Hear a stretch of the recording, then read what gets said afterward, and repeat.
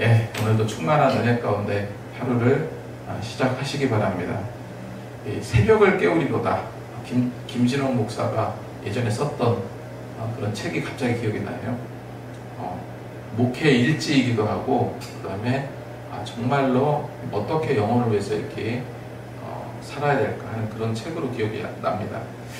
그래서 둘의 공동체를 세우고 많은 부흥을 이루고, 또 많은 그 어려웠던 한국 시대 어려웠던 많은 사람들에게 힘과 소망을 주던, 그러니까 이제 좀 거렁자 불황자들이 예수 그리스도의 말씀을 듣고 변화받아서 집단 활동을 하잖아요. 그래서 둘의 공동체가 그렇게 해서 세워지는데, 새벽을 깨우는 이 시간, 큰 축복이 우리 모두에게 임하기를 간절히 소망합니다. 지난 시간 함께 나눈 사무엘상 4장의 앞부분은 이스라엘 백성들이 이제 하나님을 의지하는 대신에 무엇을 의지했습니까? 하나님의 언약궤를 부적처럼 의지하다가 블레셋과 전쟁에서 참패당하고 말죠. 참패당하고 그렇게 애지중지했던 언약궤마저 빼앗기는 비극을 담고 있는 내용이었습니다. 그래서 이스라엘의 환호는 이제는 됐다. 언약궤가 전쟁터에 나가니까 요단강을 건너게 하신 그 하나님께서 언약궤를 세워서 우리가 진군했던 것처럼 이제는 승리를 주실 거다라고 착각했던 거죠. 이스라엘의 환호는 절망과 비명으로 바뀌었어요. 그리고 무려 한두 명도 아니고 3만 명의 군사가 죽임을 당합니다. 그리고 제사장의 두 아들인 홈리와 비니아스도 전사를 하였어요. 자, 이런 소식, 처참한 패배의 소식, 이 패배의 소식이 영적 중심지였던 실로에 전해지는 장면이에요. 한 사람의 입에서 시작된 비극이죠. 이 비극의 소식이 온 성읍을 절망으로 물들였습니다. 그리고 한 가정을 완전히 무너뜨리는 그 과정을 통해서 정말로 우리가 하나님의 영광이 없고 하나님의 은혜가 없고 하나님을 떠난 그런 자리가 얼마나 비참한지를 우리에게 똑똑히 보여주는 말씀이 아닌가 생각을 합니다. 그래서 비극적인 사건을 통해서 하나님의 엄중한 경고의 음성을 듣고 우리 신앙을 다시 한번 바로 세우는 그런 시간이 되길 소망합니다. 자, 12절에서 13절 말씀에 당일 베냐민 사람 하나가 진영에서 달려와 자기 옷을 찢고 자기 머리에 티끌을 덮고 실로에 이르니라. 그가 이를 때 엘리가 길 옆에 자기 의자에 앉아 기다리며 그의 마음이 하나님의 계로 말미암아 떨릴 때라 했습니다. 자, 먼저 자기 옷을 찢었다. 머리는 검은 티끌로 덮어 썼다. 이게 이제 자기 슬픔의 표현입니다. 옷을 찢는다는 거. 그 다음에 머리에 티끌을 이렇게 묻힌다는 거. 우리가 그래서 사순절 들어가기 전에 사순절이 시작되는 수요일을 재의 수요일이라고 하잖아요. 그 재가 뭡니까? 재가 이 티끌을 말해요. 티끌을 뒤집어 쓰고 슬픔을 표현하는 거죠. 예수 그리스도께서 고난당하시는 40일을 기억하면서 머리에 티끌을 뒤집어 쓰는 것. 이런 예가 성경에 많이 나오죠. 자기 옷을 찢고 머리에 티끌을 덮었다.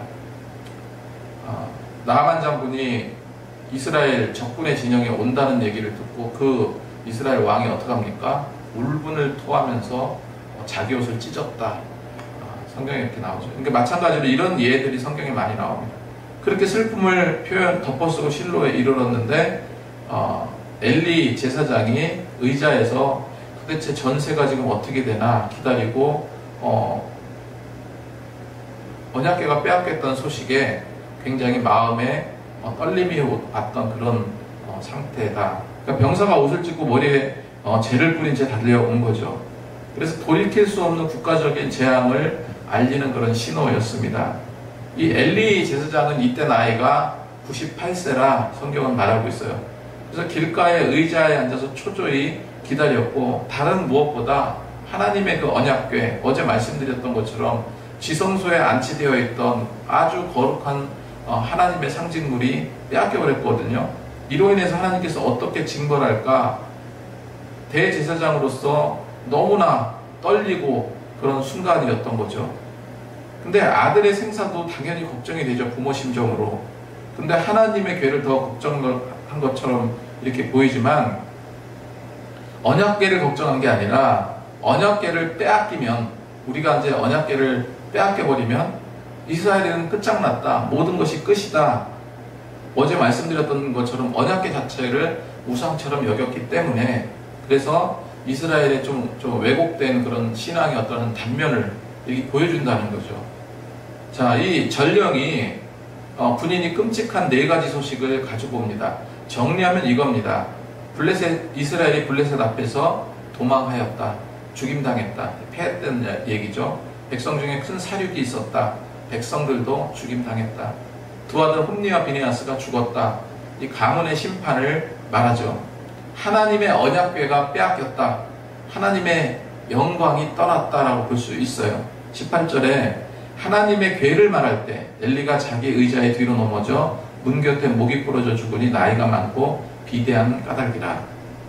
자, 그가 이스라엘의 사사가 된 지 40년이라. 엘리는요, 처음에 3가지 비보를 듣고도 견뎠어요. 블레셋 앞에서 도망하였고, 이스라엘이 블레셋 앞에서 도망하였고, 패배하였고, 큰 사륙을 당했고, 당신의 아들 홈니와 비네아스가 죽었다라고 말이 떨어질 때까지도 견뎌냈습니다. 그런데 하나님의 궤가 빼앗겼다는 말을 듣는 순간에 그 충격으로 의자에서 뒤로 넘어지게 됩니다. 그래서 목이 부러졌어요. 단순히 나이가 많은 이유도 있지만 몸이 어떻다고 이렇게 하고 있습니까? 비대했다, 뚱뚱했다. 그런데 그렇게 해서 물리적으로는 그렇게 해서 죽은 게 맞아요. 물리적으로는 그렇게 비대하고 그래서 뚱뚱했기 때문에 죽은 게 맞지만 영적으로 봤을 때 어떻습니까? 정말로 영적인 어떤 영향력도 없고, 또 영적인 어떤 분별도 없고, 또 영적으로 이끌지도 못하는 그 지도자의 그 비참한 최후를 우리가 상징적으로 지금 보고 있는 겁니다. 40년 동안 이스라엘 사사로 있었지만 자녀 교육도 실패했죠. 백성들의 영적 타락을 막지 못했죠. 결국 하나님의 영광이 떠나가는, 그것을 무기력하게 지켜볼 수밖에 없었던 그 한 시대의 끝을 보여주는 이런 비극적인 장면이라는 거예요. 자, 19절 20절에 그의 며느리인 비니아스 아내가 임신하여 해산할 때가 가까웠더니 하나님의 궤를 빼앗긴 것과 그의 시아버지와 남편의 죽은 소식을 듣고 갑자기 아파서 몸을 부풀려 해산하고 죽어갈 때 곁에 서 있던 여인들이 그에게 이르되 두려워하지 말라, 아들을 낳았다 하되 그가 대답하지도 아니하며 간념하지도 아니하고. 얼마나 비극적인 일들이 배를 이어 계속되는지 우리가 볼 수 있습니다. 그러니까 엘리의 며느리, 죄악의 상징이었던 비니아스의 아내가 모든 소식을 듣고 충격으로 조산했다. 그러니까 어떤 것이든지, 저는 지금 이스라엘이래. 우크라이나와 러시아 전쟁을 보면은 전쟁에 대해서 많은 공부를 하게 되는 것 같아요. 많은 것을 알려주는 것 같아요. 우리가 역사책에서 봐왔던 전쟁은 그냥 언제 시작하고 언제 끝났고 몇 명이 죽었고 그 결과 어떤 일이 일어났고 이 정도의 역사적인 상황만 보는데, 실제로 일어난 전쟁, 지금 3년 넘게 전쟁이 계속되고 있는데 이런 가운데에서 얼마나 비참한 일들이 많이 있는지, 이것도 이거지만은 국제사회가 갖고 있는 생각들, 그리고 서로의 어떤 국가별로 갖고 있는 어떤 이기적인 그런 모습들을 우리가 보게 돼요. 이게 어제 이제 잠깐 어서 오세요. 어제 잠깐 유튜브를 잠깐 보는데 미국이 중재했잖아요. 미국이 그 푸틴하고 만나가지고 땅을 중재하고 이제 젤렌스키는 너는 가질 패가 없다, 의논할 그런 역량이 안 된다 하면서 결국은 힘 있는 강대강이 지금 서로 이제 얘기를 하잖아요. 근데 푸틴의 얘기는 그 돈바스에 있는 전체 지역을 다 내놓으라는 거예요. 그러면 더 이상 진군하지 않고 우리가 갖고 있던 땅도 주겠다. 이 돈바스 지역하고 그 밑에 크림반도까지를 확실히 자기 땅으로 인정해라 하는 겁니다. 근데 거기는 도저히 그렇게 할 수 없는 거죠. 그러니까 절대로 그거는 힘에 의해서 굴복당하지 않겠다라고 이야기합니다. 그런 가운데에서 계속해서 지금 러시아가 계속해서 쳐들어가고 있고 우크라이나가 방어하고 있는데 계속 뚫리고 있잖아요. 나중에 정말로 전체 장악해서 아예 러시아 것이 돼버릴 수도 있는 그런 상황이 될 수도 있는 상황입니다. 그런 상황이에요. 그런 거를 보면서 느꼈던 것이 뭐냐면 전쟁의 비참함, 그리고 그거를 통해 가지고 세워지는 새로운 역사, 이런 것들을 또 보게 되거든요. 그런 것을 보게 되는데 세상은 이런 힘에 의해서 움직여가는 그런 일들이죠. 지금 이스라엘과 블레셋 간의 전쟁, 이 똑같은 전쟁이에요. 이와 같은 전쟁이고, 당시 무기만 다르고, 여기는 이제 병력 중심이겠죠. 지금처럼 드론이 날아다니고 그러는 건 아닌가. 그러니까 지금이 더 비참한 거예요, 어떻게 보면. 그것이 이제 한 가문, 특별히 제사장의 가문에까지 영향을 주었고, 특히 하나님께서 이끄시는 이스라엘의 큰 재앙으로 남게 되었다. 여인이 아들을 낳았는데, 그렇게 낳았는데 너무나 긴장하고 너무나 충격을 받아서 조산을 하게 되는 거예요. 조산을 하게 됐는데, 아들의 출생은 기쁨입니까? 아니면 슬픔입니까? 당연히 기쁨이죠. 축복이죠. 특히 옛날엔 더 그랬어요. 그런데 그녀는 아무 반응도 보이지 않고 뭐라고 말합니까? 관념하지 아니하고. 관념하지 아니하고. 이 마음에 두지 않았다는 거예요. 나라가 망하고 하나님의 영광이 떠난 처참한 현실 앞에서 어떤 개인적인 기쁨 있을 수가 없는 거죠. 가정의 축복 어려운 겁니다. 아무런 의미가 없는 거예요. 그리고 그녀는 온몸으로 그것을 보여주고 있습니다. 어쩌면 그녀의 타락한 남편과 시아버지보다 훨씬 더 이 여인이 더 깊은 영성을 가지고 있었는지도 몰라요. 자, 하나님의 영광이 떠났습니다. 21절, 22절 보면 이르기를 영광이 이스라엘에서 떠났다 하고 아이 이름을 이가봇이라 하였으니 하나님의 괴를 빼앗겼고 그의 시아버지와 남편이 죽었기 때문에 또 이르기를 하나님의 괴를 빼앗겼으므로 영광이 이스라엘에서 떠났다 하였더라. 제가 최근에 가끔 보는 유튜브 방송이 있는데, 태영호 아시죠? 우리나라로 이제 귀순해온 그 가족이 유튜브를 통해서 계속해서 복음을 전하더라고요. 복음을 계속 전하는데, 특히 이제 북한에 대한 그런 소식들, 있었던 소식들, 북한의 기독교의 실체에 대해서 이렇게 영상까지도 어떻게 준비해가지고 보여주기도 하고 그래요. 그런데 처음에 이제 봉수교회하고 이제 김일성이 봉수교회를 세우게 됩니다. 봉수교회를 세우게 되는데, 그 봉수교회하고 칠골교회인가 두 개의 교회를 갑작스럽게, 그것도 북한의 정부의 돈을 들여서 세웠던 여러 가지 정치적인 이유들이 있었어요. 이유들이 있었는데, 근데 뭐냐면 88 서울 올림픽 그 이전에 물론 이제 세워진 거지만 88 올림픽이 개최된다는 것은 그 전에 한 80년대 초반이나 이때 선언이 됐을 거 아니에요. 그때부터 계속 북한하고 남한하고 비교를 하는 거예요. 그러다 보니까 종교의 자유가 없는 자기 나라다 이런 얘기들이 막 나오고 하니까 그러니까 어떡합니까? 교회를 세운 거예요. 의도적으로.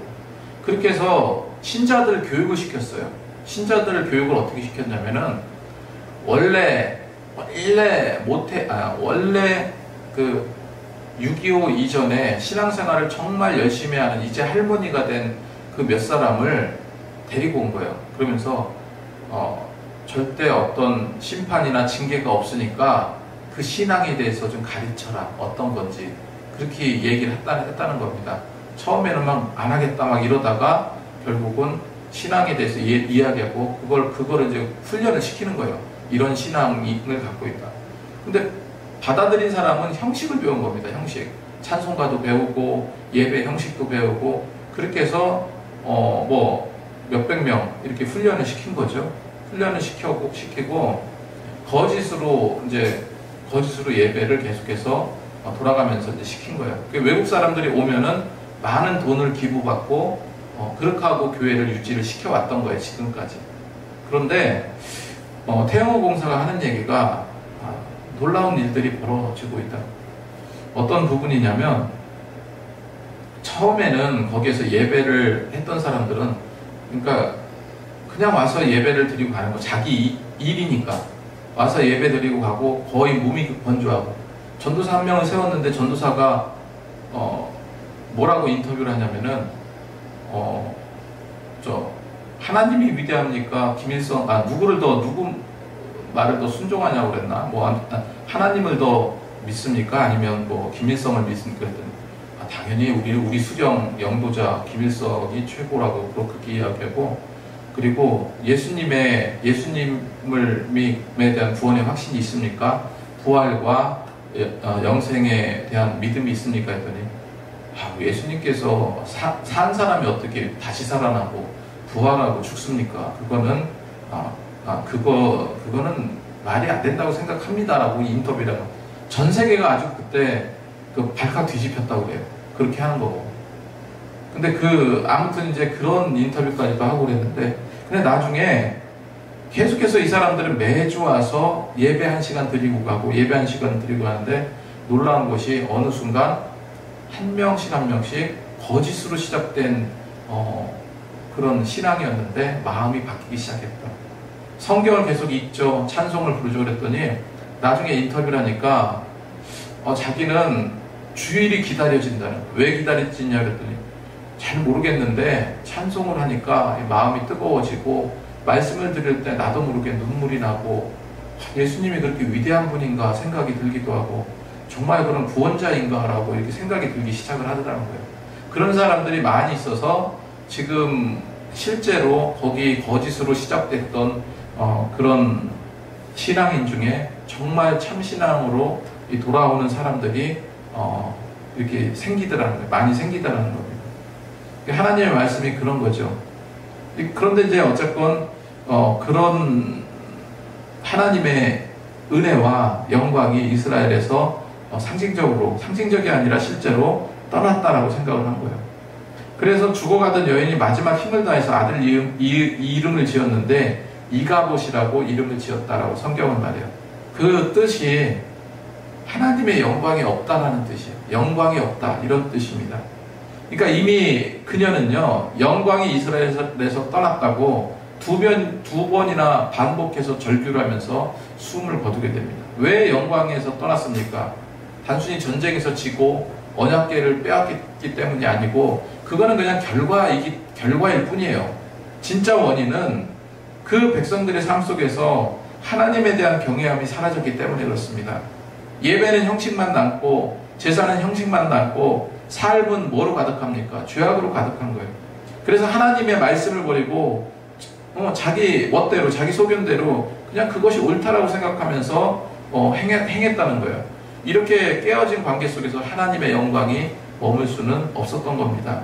그래서 이가봇이라는 이름은 이스라엘의 영적 타산을 선고하는 그런 이름이자 그 당시 시대를 향한 어떤 절규요 외침이라고 볼 수 있습니다. 그래서 이가봇의 비극은 단지 3000년 전에 일어났던 이런 역사적인 이스라엘의 옛 이야기가 아니고, 오늘을 살아가는 우리에게 강력한 메시지를 주거든요. 아무리 우리가 예수님을 믿는다고 교회 왔다 갔다 해도 그 마음속에 근본적인 이가봇의 어떤 신앙이 되어버린다 하면은 그게 무슨 의미가 있겠습니까? 여러분, 진정 우리가 하나님 뜻대로 살고자 한다면 정말로 내 삶에 하나님의 영광이 있는가, 하나님의 은혜가 있는가, 이것이 필요하다고 생각을 해요.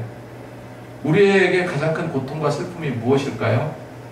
사업에 실패하는 거, 자녀 성적이 떨어지고 건강을 잃는 거, 물론 아프고 힘들죠. 그런데 그것이 우리 인생의 절망의 끝이 되어서는 안 된다라는 것이 성경이 말하는 겁니다.